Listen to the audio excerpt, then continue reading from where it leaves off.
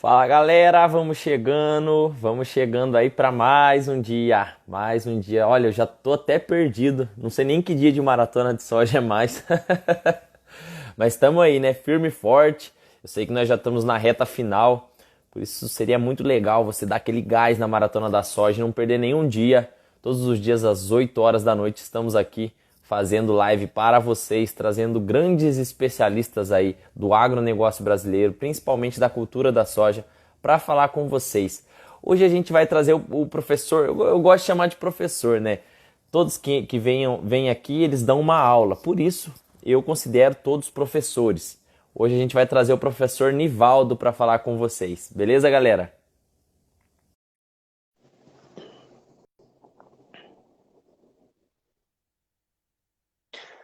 Estamos chegando aí, Opa, beleza, professor? Tudo E aí, certo? Edu? Beleza? Tudo maravilha, graças a Deus. E contigo? Tudo certo? Deixa eu só ajeitar a câmera aqui. É isso. Certinho aí, a voz, som, imagem. Tudo ok. Pessoal, já vamos compartilhando a live aí. Hoje a gente vai. Hoje não é bem um perguntas e respostas como as outras lives. Hoje o professor vai fazer uma palestra para vocês e no meio da palestra, tanto eu quanto você, a gente interfere ali para fazer os questionamentos, tirar as nossas dúvidas. Então vai ser algo diferente hoje. E eu queria já que você compartilhasse com seus amigos, clica nesse aviãozinho que está aí abaixo, esse aviãozinho de papel aqui, envia para alguém lá que você gosta, né? Porque eu acho que quando a gente envia algo para alguém é porque primeiro que a gente gosta da pessoa e a gente quer que ela evolua junto conosco, né? Tenho certeza que os ensinamentos do professor Nivaldo aqui vão ser bem úteis, vai ser um conteúdo bem fera. Mas, professor, seja bem-vindo. Obrigado por aceitar o convite para participar da Maratona da Soja. E antes de mais nada, gostaria já que o senhor se apresentasse para a galera, dissesse quem é você, o que você faz, aonde você se formou, no que você atua hoje, enfim. Gostaria que você se apresentasse e depois desse início ao conteúdo. Beleza, professor? Ah, beleza. Ô, Edu, só tira o senhor, pelo amor de Deus, senão eu vou entrar em depressão, não vou nem dormir essa noite, cara. Depressão pós-live? Pós-live. Pô, chamar um cara novo assim, chamado de senhor, aí me mata. Não, tô brincando, cara. Eu acho que a gente é parceiro aí do agro e eu agradeço muito o convite. Só apresentar brevemente aí pro pessoal, sou Nivaldo Forastieri. Eu sou advogado de formação, cara. Veja aí, mas eu venho de uma família de agricultores, né? Meu avô, produtor rural, bisavô veio do estado de São Paulo aqui para o interior do Paraná, cafeicultor, meu pai, produtor de soja, então venho de uma linhagem aí de agricultores e eu fui para o campo do direito. Me enveredei pelo direito porque sempre achei que o direito ele dá uma amplitude aí de visão para a gente, né? Então, depois de fazer direito, fiz uma especialização na Exalc, em agronegócio, e trabalhando com a família, trabalhando com consultoria, já tem uns 7, 8 anos que eu coordeno um programa da Apex Brasil, que chama PIX, que atende indústria, né? E lógico, então eu tô imerso aí dentro da produção rural, de dentro da porteira, que é a agropecuária, até lá na indústria, atendendo para promoção de exportação, né? Tem uma consultoria que chama Forester Agrointeligência, que trabalha em 4 pilares de consultoria dentro do agronegócio, sendo jurídico, gestão, inovação e tecnologia. Então, assim, eu sou uma espécie de um generalista que, como produtor rural, entende ali um pouco da agronomia também, do campo, e vou até a consultoria para a indústria. Então, eu consigo rodar tudo dentro do guarda-chuva agronegócio. Então, isso rapidamente é um pouquinho do que eu faço hoje. Que maravilha. E onde que fica localizada a empresa, professor? Cortou um pouquinho aqui, Pera aí, que tá carregando a imagem. voltou. Aí. Aonde que fica localizada a sua empresa? Em Maringá, a sede aqui em Maringá, no Paraná, mas a gente roda o Brasil agro inteiro, né? Então, agora com a pandemia eu estou um pouco mais parado, mas Centro-Oeste, Matopiba, para o Sul eu vou um pouco menos. Eu vou só ali para a região de Bento Gonçalves, mas é para tomar vinho e passear. Mas o trabalho mesmo está se Vou, concentrando no vou ali agronegócio aí no para Gramados Centro-Oeste. no Natal. No Natal eu gosto muito de ir em agosto, cara. Agosto é uma época que tá frio, mais tranquilo de turismo. Esse ano tá tudo parado, né? Esse ano é um pecado. Judiação, né? Os feriados aí que sofrem, né? Datas comemorativas que o pessoal do turismo fatura alto aí, infelizmente, vai ter uma quebra aí nesse setor.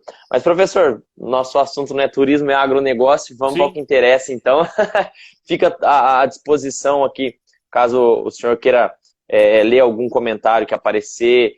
Eu também vou interromper o senhor algumas vezes quando surgir alguma dúvida, mas fica à vontade aí na sua palestra, né? Porque hoje vai ser mais uma palestra e quando a gente tiver dúvida, a gente vai e interrompe o Não, professor tranquilo. Nivaldo. Ô, Edu, vamos fazendo um bate-papo, cara. Eu, antes de falar do panorama da soja, se eu fosse falar só da soja, o tempo, lógico, ia ser curto, como é curto para falar de qualquer coisa dentro do agronegócio. Mas antes de falar um pouquinho da soja, cara, eu queria trazer um pouquinho um panorama do agro brasileiro, né? O Brasil aí, nos últimos 60 anos, ele teve um salto. Passou de ser importador de alimentos para ser grande exportador de alimentos. Hoje o Brasil alimenta 1 bilhão de pessoas, né? E ele é autossuficiente na sua alimentação, menos no trigo. Veja aí, o Brasil só não é autossuficiente no trigo, mas em breve será, tá? A Embrapa tem um trabalho ali no Mato Piba, principalmente no Piauí, para plantio de trigo no sequeiro. Então, provavelmente em pouco tempo o Brasil está autossuficiente no trigo também, com a entrada aí da produção no Mato Piba. O Brasil, cara, o Brasil agro é fantástico. Então, a gente falou do turismo, né? Temos o agroturismo também. Mas, enfim, nós temos aí, o Brasil produz e exporta carne, fruta, biscoito, chocolate, vinho, cachaça. Temos hoje o melhor espumante do mundo, é brasileiro, desbancando espumantes aí da região de Champagne, na França. Veja aí como o Brasil é rico, o Brasil agro, né? As carnes chegam a mais de 130 países. Então, veja bem, falar de soja e falar de carne é a mesma coisa, porque lá dentro da carne está a soja, transformada em fibra, em gordura, em proteína. A soja está lá dentro. E o Brasil também se destaca, como eu falei, nas bebidas, cara. Hoje a cachaça brasileira, eu particularmente acho cachaça melhor do que uísque, tá? Aqui em casa Somos dois. não temos uísque. Temos uma boa cachaça brasileira, região de Salinas, mas a gente tem cachaça no Brasil todo. Enfim, e vai até os biocombustíveis. Nós temos aí até o etanol na Fórmula Indy. Então, esse é o Brasil agro, é um Brasil que de importador de alimentos passou a ser um grande exportador de alimentos. Então, só para te passar, no primeiro trimestre de 2020, cara, aí eu tô dando uma olhadinha aqui, que tô com muito material, então eu tô selecionando para a gente ir tocando bate-papo. Só em 2020, o Brasil exportou mais ou menos só no primeiro trimestre, tá? 22 bilhões de dólares, né? E só a China, com o seu apetite chinês, somou mais ou menos aí seus 7,5 bilhões de dólares aí no primeiro trimestre, sendo 35% das nossas exportações de alimentos. Então a China é hoje é o maior parceiro comercial do Brasil.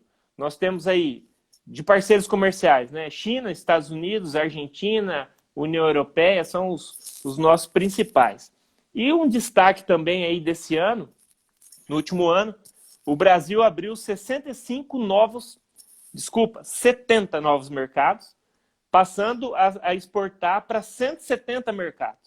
Então, esse é um trabalho que vem sendo feito aí pelo MAPA, pela Apex Brasil, inclusive, que é onde eu coordeno um programa aqui em Maringá e Londrina, de abertura de mercado. Então, é muito importante o Brasil da soja. Pode falar. Quase todos os países do globo, né, professor? Sim, o Brasil tem muito a crescer, cara. Então, são 170 países, mas, veja bem, o Brasil só é o 27º nos rankings da exportação de negócios internacionais, entendeu? Então, assim, exportamos para muitos países, temos muito a aumentar e muito para chegar, subir nesse ranking. Então, somos um grande exportador de alimentos, mas ainda no mercado internacional somos o 27º, né? E falando um pouquinho aí desse panorama antes de entrar na soja, tudo está interligado com a soja, né? O agronegócio, que tem agropecuária, agricultura e pecuária, comércio, serviço e indústria. A grande locomotiva é a agricultura e dentro da agricultura a principal força é a soja. Hoje no Brasil, indiscutivelmente, né? Então, a gente olhar um pouquinho aí, falando de exportação, de busca de mercado, o Brasil alimentando o mundo, eu sempre brinco, né? O Brasil, assim como diz o ministro Roberto Rodrigues, né? Ele é responsável pela paz mundial, porque sem alimento não há paz. E o Brasil, como um dos maiores players aí alimentando o mundo, ele com certeza garante a paz mundial. Então, vamos falar um pouquinho em PIB, né? A projeção de PIB em 2050. Eu te falei dos nossos maiores parceiros comerciais, né? China, Estados Unidos, Argentina, Países Baixos, União Europeia, a Índia vai entrar com muita fome aí no mercado. O Brasil Verdade. vai ser África. A África, tem a África subsaariana, né? Que o Brasil já atende alguma coisa. Mas, enfim, a Índia vai ser um grande player aí de compra de alimentos. O Brasil está aqui para oferecer alimentos para o mundo. Então, vamos ver, 2050, uma projeção antes da pandemia, tá? A China com um PIB aí de 50 trilhões, Estados Unidos 34 trilhões, Índia 28 trilhões. Cara, é muito dinheiro. E o Brasil está aqui para fornecer alimentos para esses parceiros, esses parceiros internacionais, os nossos principais parceiros. Até 2050, todo mundo sabe, o mundo tem que ampliar em 70% aí da produção de alimentos para, né, levar alimento para todo mundo. A gente vê a classe média surgindo na China e na Índia. Esse pessoal quer comer melhor, eles querem a carne brasileira, o frango brasileiro, o suíno brasileiro. E como sempre eu falo, né? Dentro de um pedacinho de frango que vai para exportação, lá tem soja. Então, a importância da soja aí no mercado, no Brasil e no mundo, né? A soja hoje, eu estou indo meio rápido porque é muita informação, mas ó, me interrompa quando você achar necessário, tá? A soja hoje é o top one, né? É a primeira grande exportação brasileira. E nos últimos 22 anos, a soja é o produto mais exportado pelo Brasil, tornando aí o Brasil um grande player mundial, né? Nós somos os primeiros em produção de laranja, primeiro exportador de suco de laranja, primeiro em produção de açúcar, primeiro produtor de cana, primeiro exportador de açúcar. Somos hoje o terceiro maior produtor de milho, o segundo maior exportador. O Brasil tem muito a caminhar no milho. E em 2020, alcançamos aí na soja, né, que é o grande tema aí do nosso bate-papo. O Brasil, além de sempre foi, nos últimos anos, o maior exportador de soja, hoje, em 2020, galgamos aquilo que era esperado o Brasil atingir, que é o maior produtor mundial de soja. Mesmo com problemas climáticos, que eu vou falar um pouquinho mais para o final da nossa apresentação aí, da nosso bate-papo, mesmo com problemas climáticos no início, no Mato Piba, Rio Grande do Sul sofreu com uma seca, o Brasil alcançou aí os 120 milhões de toneladas de soja. Então, a gente tem muito a prosperar aí no mercado internacional e muito a oferecer, né? E tudo isso, cara, preservando a natureza. Hoje o Brasil explora aí com a sua agricultura, né? 8% do território. O Brasil, com salto de produtividade, ele economizou mais ou menos... O Brasil hoje tem 180 milhões de pastos, né? O Brasil tem 30 milhões de área de pastagem degradada para avançar com a soja, com a sua agricultura. O Brasil, com salto de produção, economizou muita área. Então, como diz a nossa ministra, nós não precisamos da Amazônia para plantar soja, nós não precisamos derrubar uma árvore para plantar soja. A soja vai caminhar naturalmente para dentro de pastagens degradadas. A pastagem vai diminuir o tamanho, mas o produtor brasileiro pecuarista está se tecnificando e vai aumentar o boi no pasto em menor área. Entendeu? Então, só para te dar um panorama aí de como essa nossa agricultura ela é criativa, inovadora e sustentável, né? E sustentável é um tema, né, professor? Que, putz, você pega esses ambientalistas, Professor Paulo Arbex aqui na live, ele desceu o cacete nesse pessoal, sabe? Mas você pega esses ambientalistas aí, filho de uma mãe, os caras vêm falar mal da soja. Cara, eu tenho um e-book nosso, Soja Pilares para Altas Produtividades, esses dias, e a gente faz um anúncio patrocinado nele, né? Uhum. E esses dias um cara lá, tipo, nada a ver, tudo bem, não tem nada a ver com produção agrícola nem nada do tipo, mas ele deixou nos comentários, colocou aquela carinha de bravo no Facebook e comentou bem assim, a soja é o câncer do Brasil. Desse jeito. E daí, tipo, você pega a visão que a mídia dá, não só da soja, né? Como todo produto agrícola, a visão que a mídia dá dos produtores, dos técnicos, de fama, né? De certa forma, de fama, o nosso trabalho, cara, é feio de ver, né? Mas assim, nós temos. O Paulo Arbex é um cara fantástico. Eu sou não conterrâneo, mas eu participo de alguns grupos junto com o Paulo. Acompanho o trabalho dele de plantabilidade, é fantástico. E assim, cara, nós temos hoje, ó, nos últimos 40 anos, né? Que eu falei de uma evolução dos últimos 60. Vamos pegar nos últimos 40. Nós aumentamos 70% em área. Ok. Mesmo assim, utilizamos apenas 8% da área do país para produzir agricultura. Aumentamos a produtividade em 250%. Então, são 70% a mais de área nos últimos 40 anos. Aumentamos 250% em produtividade, aumentamos 500% em produção e poupamos 150 milhões de hectares. Então, mais sustentável, inovador, criativo que isso, não existe. O que falta para o agronegócio brasileiro é se comunicar melhor pouco melhor com o urbano. Então, assim, a gente não tem que travar uma guerra com o urbano. Na verdade, nós temos que mostrar para eles que o produtor rural é quem mais conserva. Nós temos mais área de conservação dentro das propriedades do que em áreas de conservações oficiais, entendeu? Então, isso que a gente tem que mostrar para o urbano. Mostra o Rio Tietê lá no agro e o Tietê dentro de São Paulo.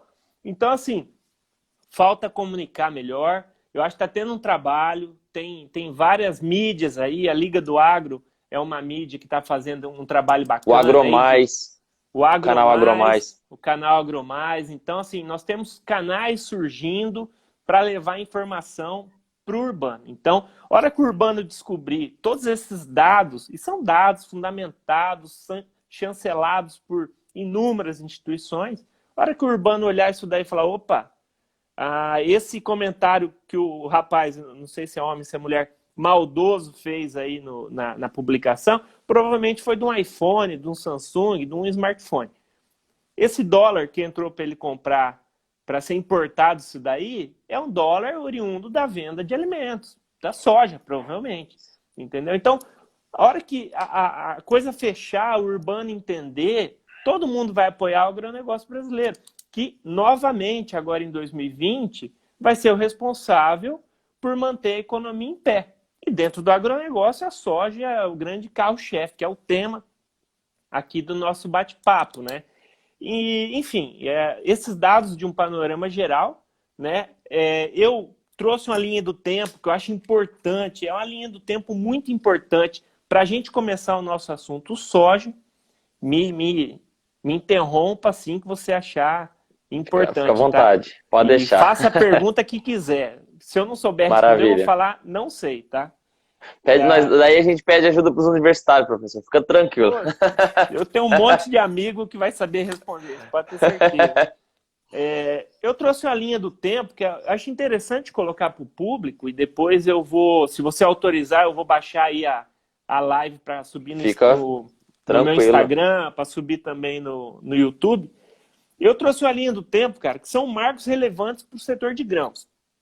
Dentro do setor de grãos, a agricultura soja é a mais importante. Então, por exemplo, em 73, tivemos o início do programa de crédito rural. Cara, sem crédito, não tem agricultura, não tem agronegócio. A Embrapa também em 73. A Embrapa, dentro principalmente da soja, a soja todo mundo sabe que ela é uma cultura de clima temperado. Quem levou ela para o centro-oeste, para o clima tropical, solos ruins que o produtor rural conseguiu fazer solos ricos de fertilidade, foi todo com base na pesquisa da Embrapa. A Embrapa é a grande responsável por levar a agricultura soja para o centro-oeste. Agora, o Mato Piba tendo uma ampliação das suas áreas.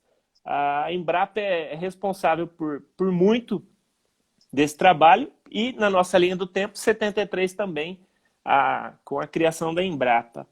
A primeira variedade de soja adaptada ao cerrado, né? Muito importante. Hoje o Mato Grosso é o maior produtor de soja do Brasil e um dos maiores do mundo. Sem a variedade adaptada ao cerrado, não teríamos soja no Mato Grosso. Agora, você imaginou o Brasil produzindo soja só em Paraná, Santa Catarina e Rio Grande do Sul. Não seria a potência, a força que é hoje. Plano Real em 94 trouxe estabilidade para a economia. No começo, com o 1 a 1 aí, real, dólar, prejudicou um pouquinho a agricultura, se endividou ali em 94, mas o produtor conseguiu sair do endividamento. A criação da CPR em 94, que é um excelente mecanismo fácil de aquisição de crédito por parte dos produtores. Hoje a CPR é difundida e muito utilizada na agricultura. A Lei Candir em 96, também faz parte aí da nossa linha do tempo.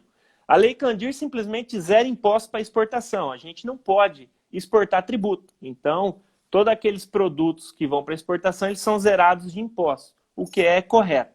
Até tinha um movimento, né, de mudar a Lei Candir, mas não acho válido. Isso vai arrebentar com as nossas exportações.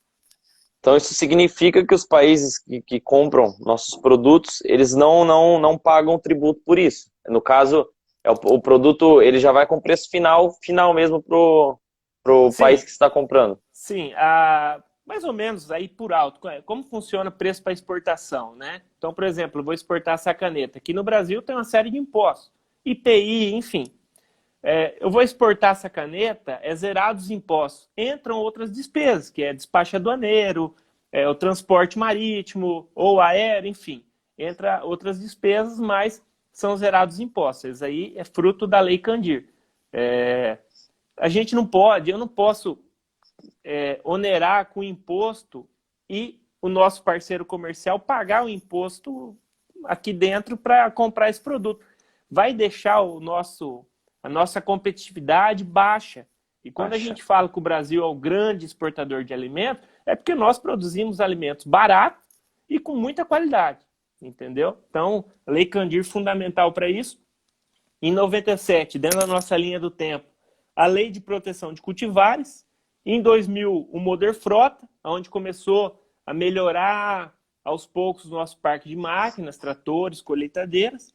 A soja precoce também ali no ano 2000. Com a soja precoce, a gente consegue inserir a chamada safrinha aí. Safrinha. No Centro-Oeste, que hoje virou uma segunda safra muito cheia. Nós temos safra de algodão, segunda safra, milho, enfim. Hoje é uma grande super safra. A Lei de Biossegurança 2005 e a agricultura de baixo carbono no ano 2010 em diante. Com isso, a gente forma uma trinca, que eu acho uma trinca super importante para passar para o pessoal, que, falando em soja, é de extrema importância para a gente ter atingido o nosso atual patamar de produção, de produtividade, que são as 3 grandes revoluções que eu coloco para vocês, que é o plantio direto na palha, aqui na minha região mesmo, que é a primeira. Aqui na minha região, sem o plantio direto, a gente já teria os rios assoreados, a gente está aqui no Paraná, numa região de muita argila, então chove em cima, escorre, vai tudo para dentro do rio. Primeira grande revolução, plantio direto na palha, nos anos 70. Segunda grande revolução, que é a primeira e segunda safra. O Brasil, aí numa mesma área, consegue produzir 2 safras cheias hoje. Nós vemos o algodão, vemos a soja. E a terceira grande revolução, que é do século XXI, que é muito importante, cara. Vai fazer o link com o que eu falei no final, que é o avanço da agricultura sob pastagem degradada, que é a integração lavoura-pecuária e a integração lavoura-pecuária-floresta. Essa é a terceira grande revolução hoje do século XXI. Eu vi, pessoalmente, plantio de soja na areia, no Mato Grosso, mais uma areia trabalhada com braquiária, com perfil, com gado em cima, no inverno. Então, a integração lavoura, pecuária, floresta é a nossa, até o momento, terceira grande revolução na agricultura e, consequentemente, terceira grande revolução na soja. Não é verdade? E, com base nessas grandes revoluções, nessa linha do tempo que eu trouxe, que afetou e de forma muito positiva, esse ano a Conab está soltando, né, os seus informes. Eu até trouxe aqui informação fresquinha do mapa, que de acordo com o 10º levantamento de grãos realizado pela Conab, a produção brasileira de grãos, né, não só soja a gente já falou que esse ano o Brasil se tornou o primeiro produtor mundial de soja, com em torno de 120 milhões de toneladas. A produção de grãos brasileira deverá atingir 250 milhões de toneladas na safra 19-20. Cara, eu não vejo outro país competindo com o Brasil para alimentar esse mundo todo, sinceramente. De verdade. Caraca, bicho. Que número aqui agora, hein? Cara, é muita produção em 8% de área. É muita coisa, em pouca área. É muita coisa. E você me falou um dado no começo, o percentual de produtividade de 40 anos para cá subiu em 240%. Deixa eu pegar meu dado de volta aqui. Minha cola. Tô cheio de cola aqui hoje. Nos últimos 40 anos, 70% em aumento de área, lógico. Um aumento em produtividade em 250%. Em 500% de aumento de produção, o que poupou 150 milhões de hectares. Simples Isso. assim. Simples, a gente já está falando em uma produtividade muito alta, pô, 250%. E um dos grandes pilares que o pessoal bate hoje em cima é que o produtor ele deve não aumentar a área, né? E sim, principalmente pela essa questão da sustentabilidade, mas sim a produtividade. Então, se nós estamos falando que em 40 anos aumentou 250%, imagina nesses próximos... A produtividade, imagina esses próximos 10 anos aí, eu quero ver esse número daqui 10 anos, eu quero parar e ver esse número aí, quanto que foi nos últimos 50 anos, comparar a cada década para ver esse número aí. Poxa vida, o Brasil tem muito ainda a oferecer, hein? Temos. Nós temos 180 milhões de hectares de pastagem, aonde provavelmente a agricultura vai avançar por 30 milhões de hectares, né? Esse avanço, lógico, integração lavoura-pecuária, investimento em produtos biológicos. O pessoal às vezes bate, o Brasil está liberando agrotóxicos, né? Eu não gosto dessa palavra. Na verdade, o Brasil está liberando bastante princípios ativos, que vai baratear para o produtor, está liberando muito defensivo biológico. A agricultura brasileira vem investindo. A gente fala na agricultura 4.0, na questão de drones, na questão de equipamentos autônomos, mas a agricultura brasileira também está investindo no solo, com a biologia do solo, com a questão da integração lavoura-pecuária. Você protege o seu solo para um gado, para a próxima safra. Isso vai fazer, consequentemente, com a produção de soja alavanque ainda mais no país. E a soja caminhando para cima de pastagem. E, consequentemente, o pecuarista reduzindo o pasto, mas mantendo e aumentando a produção de boi. Também com muita tecnologia, também com muita biologia ali integrada, também com... Enfim, com muito investimento de gente, investimento no digital, investimento principalmente nas pessoas, porque quem faz essa agricultura da soja acontecer e toda essa revolução não são as máquinas, são as pessoas que estão ali por trás tomando as decisões. Então, o Brasil, o produtor de soja hoje, que é o nosso nosso tema, mas o produtor de uma forma geral, o pecuarista no Brasil, o agronegócio como um todo, integrando todas as cadeias, ele é criativo, inovador e sustentável. Criativo por lidar com, por exemplo, na agricultura e pecuária, lidar com a infraestrutura que nós temos. Está melhorando, mas tem que melhorar muito. Ele é inovador porque só essas 3 revoluções que eu trouxe para você, o quanto de inovação tem nisso, plantio direto, integração lavoura-pecuária, 2 safras. Quando se imaginava que no Mato Grosso, com um período de chuvas mais curto, teríamos 2 grandes safras lá, e hoje temos, uma de soja, uma de milho, uma de soja, uma de algodão. Isso eu não estou falando de área de irrigada, estou falando na área de sequeiro. E o Brasil é muito sustentável, cara, produzindo, sendo primeiro em vários aspectos, em 8% do seu território, sendo que o produtor na sua área, que comprou, que paga imposto sobre ela, é o que mais conserva no país, entendeu? Temos mais áreas de conservação dentro das propriedades do que fora. Somos criativos, inovadores, sustentáveis. Eu também quero ver essa revolução nos próximos 10 anos. Eu acho que agora o salto em produtividade tem cada vez crescendo mais.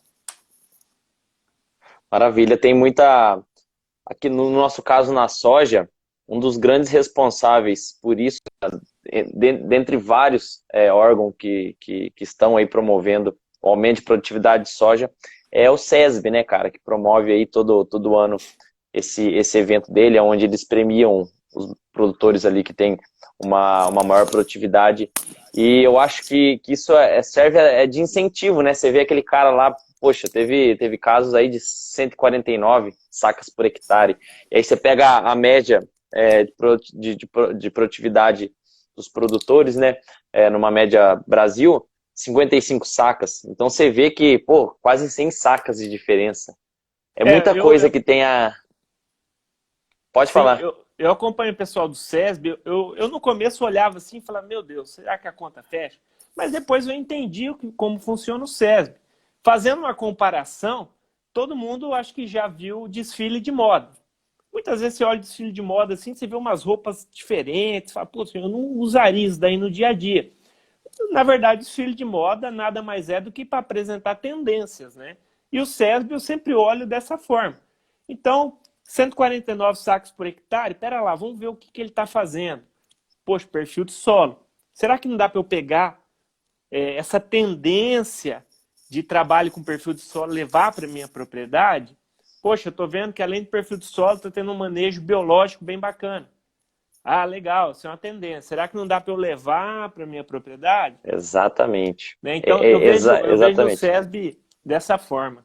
E é um trabalho fantástico. Fantástico, é você saber filtrar aquilo que vai ser útil para a sua propriedade e, lógico, além de útil, que dê retorno, né? Porque ninguém vai plantar soja e colher soja de graça. A conta tem que fechar e tem que vir um lucro para o produtor aí, senão não vale a pena fazer agricultura, né?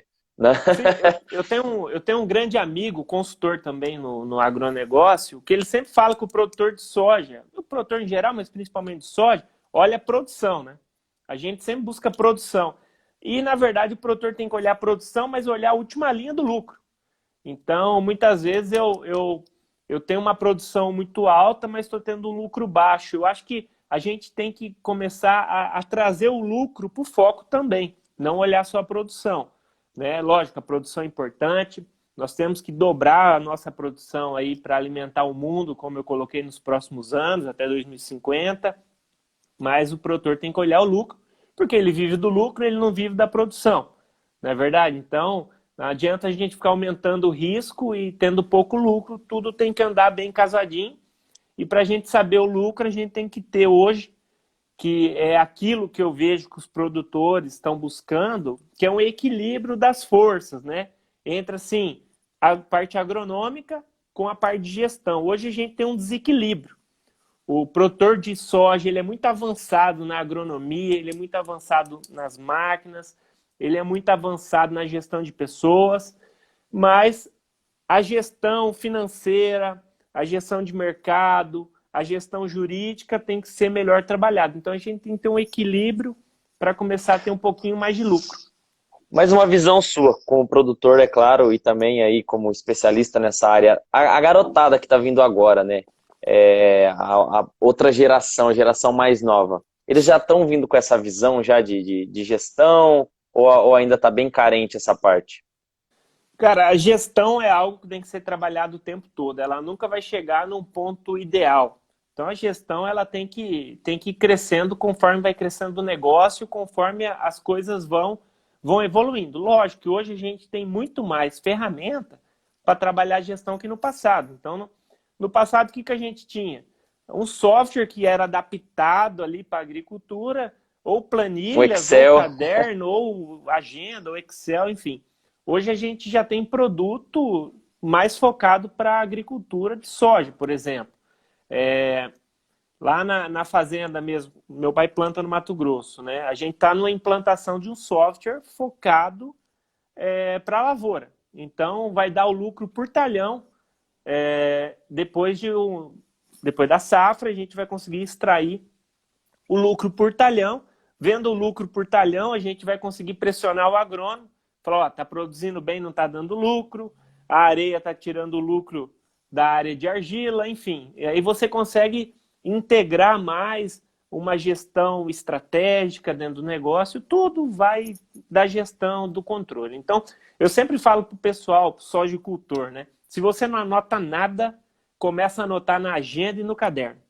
Se você já faz agenda e caderno, vai para a planilha. Se você já trabalha na planilha, você vai para o software. Então, você tem que para e passo e aumentando um pouquinho e melhorando sua gestão, assim como você todo ano melhora a parte agronômica e todo ano você melhora a parte de máquinas. Então, as coisas têm que ser levadas com a mesma força. Mas é uma até porque, evolução. exato, até porque a fazenda é uma empresa, né, Nivaldo?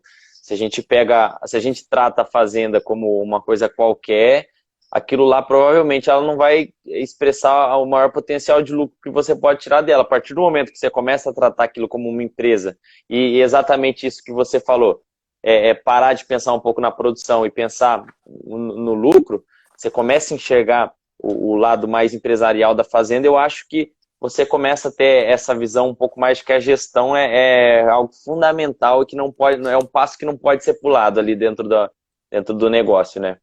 Sim, nas minhas andanças aí pelo Brasil, 2019 e 2018, rodei muito. Eu iniciei a Forester, que é um escritório de consultoria, em 2018.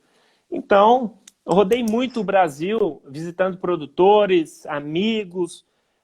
Que eu falo questão de gestão? A minha visão, tá? De Nivaldo. A região sul, nós temos produtores mais velhos, de idade, e nós temos as cooperativas, que de certa forma a cooperativa ela muitas vezes ela tira do produtor aquela responsabilidade de gestão, porque ela mesmo, como cooperativa, ela faz a gestão para o produtor. Então a região sul eu olho como essa característica. A região centro, vou pular o centro-oeste, tá? Vou lá para o Matopiba. Hoje eu vejo o Matopiba um pouco mais fora grupo grande, tá? Então estou falando de produtor médio e pequeno, grupo grande é outra. Grupo grande hoje serve de exemplo qualquer empresa do Brasil com relação a controle. Então falando de produtor médio e pequeno. Pulando o centro-oeste, indo lá para Matopiba, Matopiba hoje é a grande fronteira agrícola. Matopiba, para quem não conhece, para quem é do urbano e está nos ouvindo falar, não estou xingando ninguém, é Maranhão, Tocantins, Piauí e Bahia. É o Matopiba, que é a nossa nova fronteira agrícola. Nós temos lá uma situação clima um pouco mais difícil do que no restante do país. Então, muitas vezes a gente sempre uma sequinha, um excesso de chuva, a questão clima é um pouco mais complicada. Então eu vejo hoje o produtor médio pequeno no Matopiba mais tecnificado na gestão do que os produtores do centro-oeste e do sul. Não estou falando que são melhores, tá? Estou falando minha percepção que os produtores do Matopiba, médio e pequenos, são mais técnicos na questão de gestão pela questão clima, tá? O centro-oeste, ele está no meio da balança. Tem uma questão clima mais tranquila, entre aspas, porque no centro-oeste, por exemplo, na soja, que é o nosso tema de hoje aqui, na soja, o centro-oeste tem muito problema na colheita, porque chove muito. Mas, enfim, o Centro-Oeste tem uma questão, tem um clima mais estável do que o Mato Piba. E o produtor, um passo atrás do produtor médio e pequeno do Mato Piba na questão gestão. Então, assim, olhando por alto, nessas andanças pelo Brasil, os produtores que eu visito, clientes, é a visão de gestão que eu tenho. No geral, a gente tem que equilibrar as forças, como eu falei. A força do produtor de soja está muito em cima de máquina, equipamento e a parte agronômica de solo, que é fundamental, é muito importante. A vida da soja está no solo, é lá que tem que ter investimento em pessoas, mas a gestão tem que caminhar junto. Nós temos aí, por exemplo, a lei do agro que foi aprovada. É uma lei moderna que vai trazer, a gente espera, tá? Mais crédito para a agricultura, mas hoje é tão importante quanto você ter um consultor jurídico também na sua propriedade, assim como você tem um agrônomo. Então você tem que equilibrar essas forças entre o agronômico e o jurídico, e o gestão e mercado. Hoje o mercado toma muito lucro do produtor, então o mercado também deve ser observado. Maravilha. Nivaldo, uma dúvida aqui minha, que eu acho que você vai conseguir tirar ela de letra. A demanda por alimento vai aumentar, certo? E a gente tem a famosa lei da oferta e da procura. Mas você acha que com isso, o produtor, por essa escassez, entre aspas, de alimento, ele vai conseguir tirar um maior lucro futuramente, né? Falando aí de 10, 20, 30 anos, 2050, pode ser? Ó, Ele vai conseguir tirar um maior lucro da tua produção? olha, falar em 2050 é muito longe, né? Então, falar de mercado também, se eu começar a falar muito de mercado, eu vou me atrapalhar todo aqui, vou falar besteira e daqui a pouco o pessoal vai me bater. Mas na minha visão, nós temos hoje a China como nosso maior parceiro comercial, nós temos a Índia também, com mais de 1 bilhão de pessoas aí, que provavelmente vai ser um outro player para exportação de alimentos. Olhando hoje oferta e demanda, nós, na minha visão, tá? Não sou especialista de mercado, eu vejo um produtor aí, um horizonte mais curto do que 2050. A gente não pode. Quem ia imaginar que em 2020 ia ter uma pandemia que ia brecar tudo, né?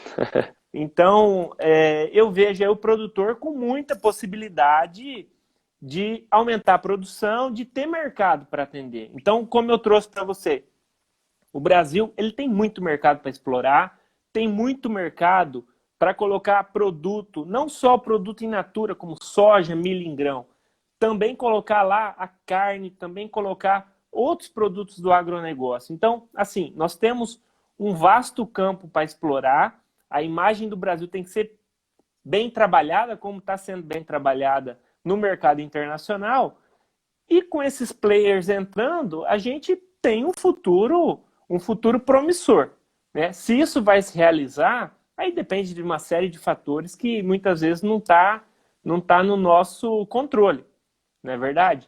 Mas eu vejo com bons olhos o futuro brasileiro, ele gira em torno do agronegócio, sem dúvida nenhuma, que o país, a vocação do país é alimentar o mundo. Essa é a minha visão. Maravilha, eu gosto muito de aprender sobre investimentos, né? Principalmente ali, aprendendo um pouco, estou no começo ainda, mas principalmente ali sobre bolsa de valores. E se você pega, né, ali você tem que analisar a empresa, se a empresa ela é sustentável, como que está ali os índices dela.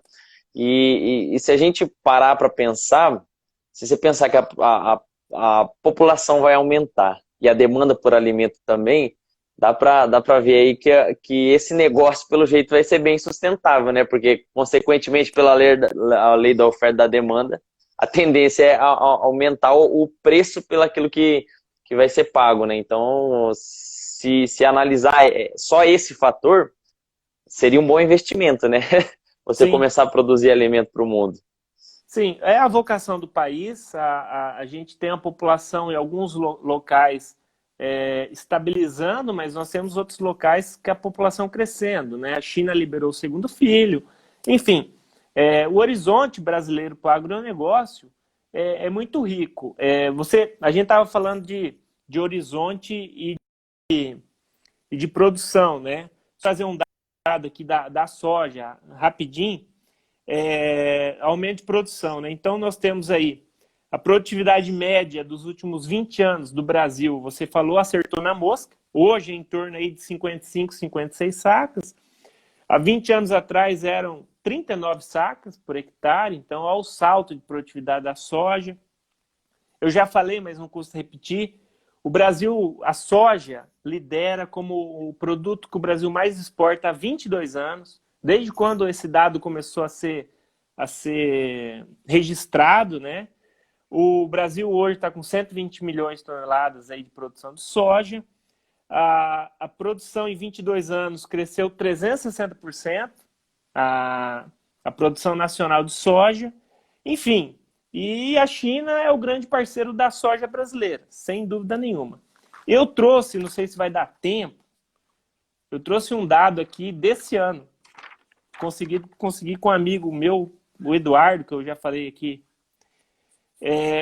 Esse ano, até maio, o Brasil para a China já exportou 36 milhões de toneladas de soja. Então, a China é um grande parceiro brasileiro. E, às vezes, eu vejo com muito receio, saindo algumas conversas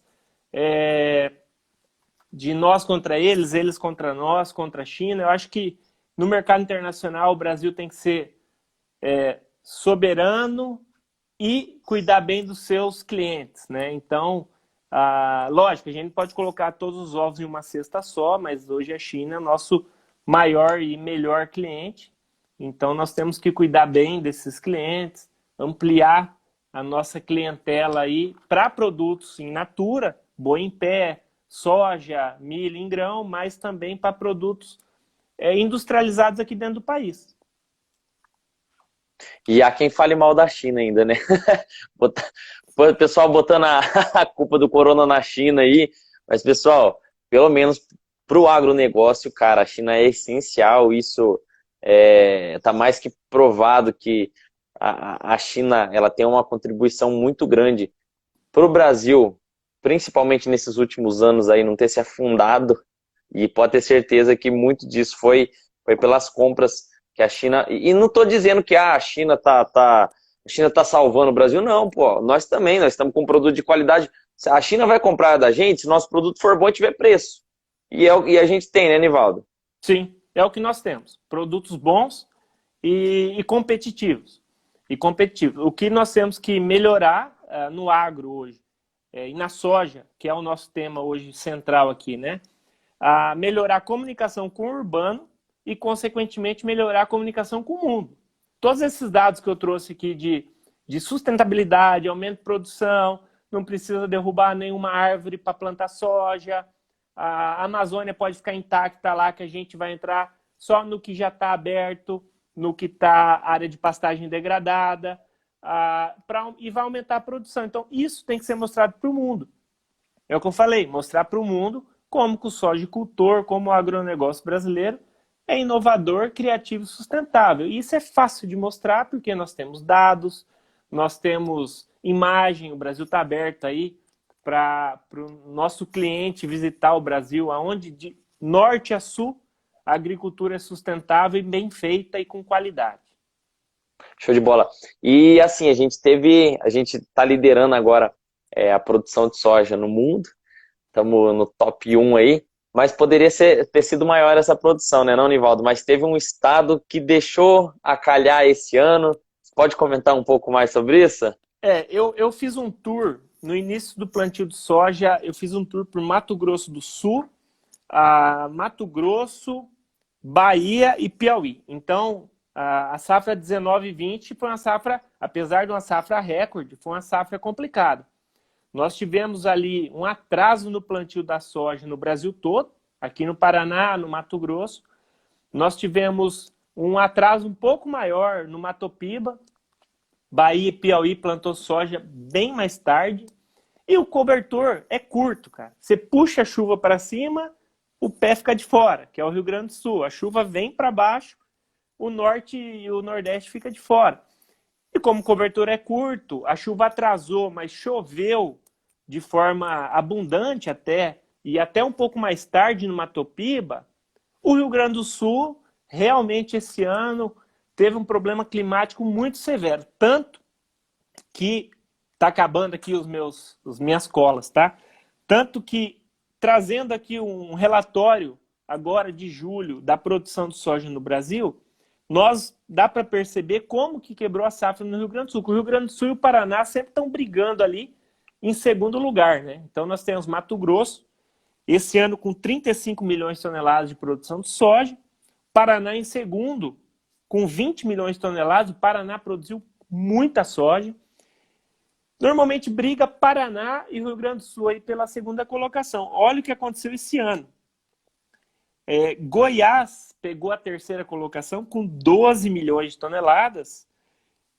Rio Grande do Sul praticamente ficou empatado com Mato Grosso do Sul, com 10 milhões e 800 toneladas. Então, o problema hídrico no Rio Grande do Sul foi muito severo. Eu tenho amigos que plantam lá e o pessoal me passou alguns insights aí de que realmente a coisa não foi feia, não foi boa para os produtores gaúchos, mas é aquela questão, né? A agricultura e o sojicultor, sempre a esperança é o dia de amanhã. Então a gente está caminhando por uma outra safra e torcemos para o Rio Grande do Sul recuperar, porque quanto mais produz, os estados podem competir entre si, não tem problema, porque a produção no final é do Brasil.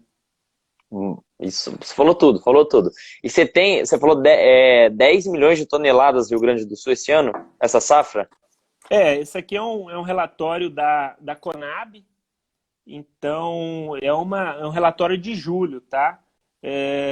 35, arredondando, né? 35 milhões Mato Grosso, 20 milhões de toneladas Paraná, 12 milhões de toneladas Goiás, Rio Grande do Sul e Mato Grosso do Sul, 10 milhões de toneladas de soja.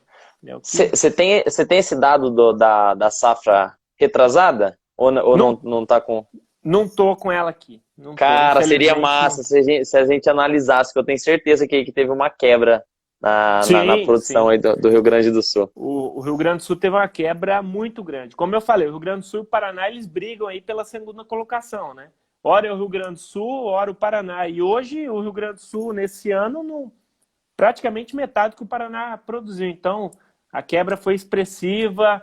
A gente sabe que com a quebra de safra, quebra os produtores, aí vem a situação do endividamento.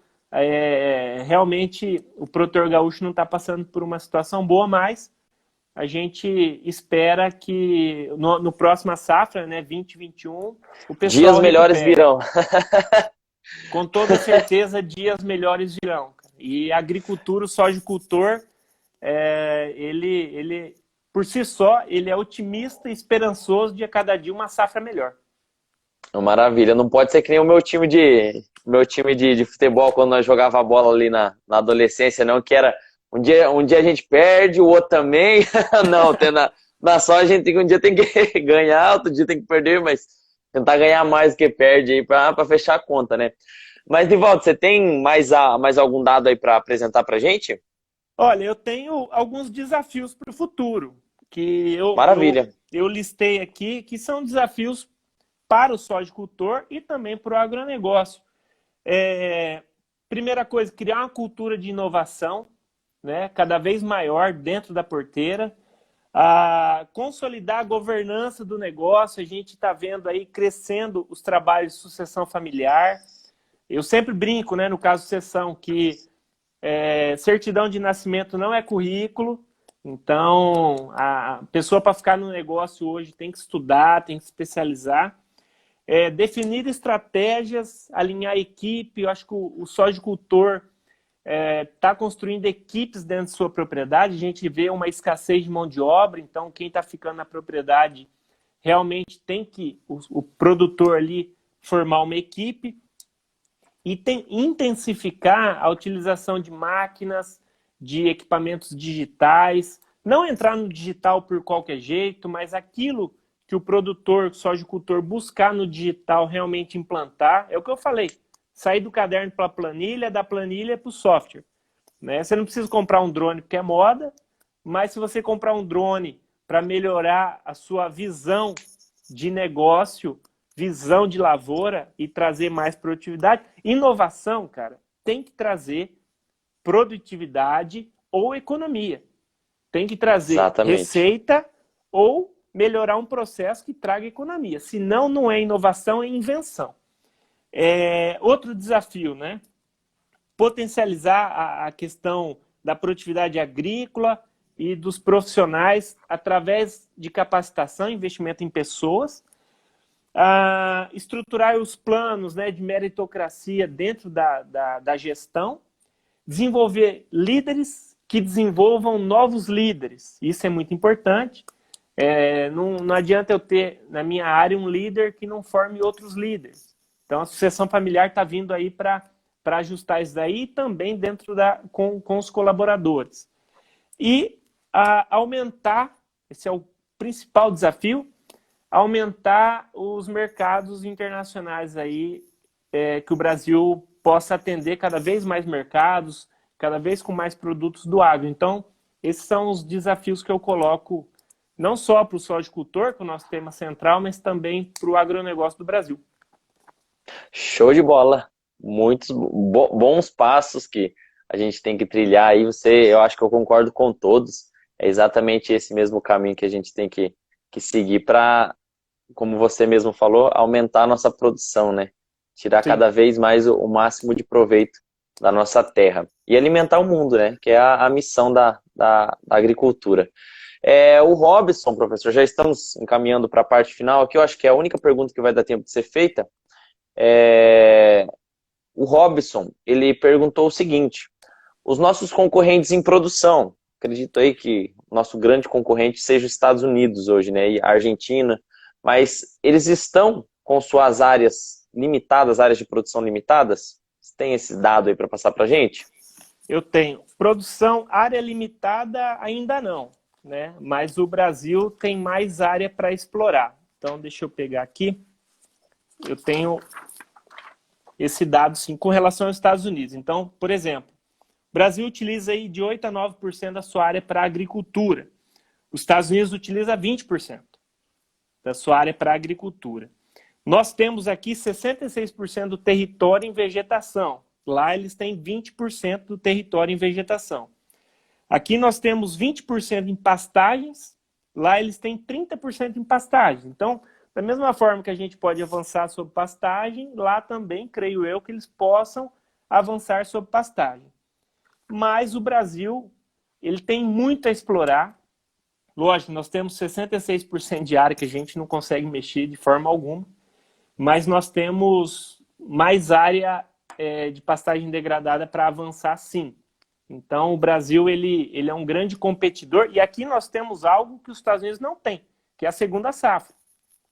Lá é uma safra Exatamente. só, a neve, vem o frio, e aqui não, nós temos duas safras. Então, com todo esse potencial brasileiro de aumento de área sob pastagem degradada, também um pouco de aumento de área, abertura de mais espaço nas fazendas, mas principalmente primeira e segunda safra, o Brasil tem um potencial muito maior. E eu acho que Não, também a produtividade brasileira, ela tem muito a ganhar, que nem eu falei, eu quero ver daqui a 10 anos esses dados novamente. E os produtores dos Estados Unidos, né, pelo pouco que eu converso com o pessoal agrônomos que estão lá, né, técnicos que estão lá, pessoal fazendo intercâmbio, eles já são muito mais tecnificados. E agora que a gente está falando em tecnologia no campo aqui no Brasil, né? Então, acho que a gente tem muito a ganhar em produtividade ainda com essa somatória aí que vai vir aí da tecnologia posteriormente, né? Claro que a Embrapa, os Estados Unidos não tem uma Embrapa, não tem um IAPAR, que faz essas sim. pesquisas brilhantes para a gente, mas eu acho que novas tecnologias que estão surgindo aí, eu tenho certeza que vai também ser uma mola propulsora para o Brasil aumentar, ganhar uma escala de produtividade muito maior. Nivaldo, Sim. tô vendo aqui, tá faltando 26 segundos, faça seus encerramentos aí e muito obrigado já pela live, tá bom? Depois te agradeço no WhatsApp. Edu, eu agradeço, eu me coloco à disposição aí para todo mundo. Sigam lá o meu Instagram, o Instagram da Forester, Forester Agro. E um grande abraço, cara. Fica com Deus aí. Um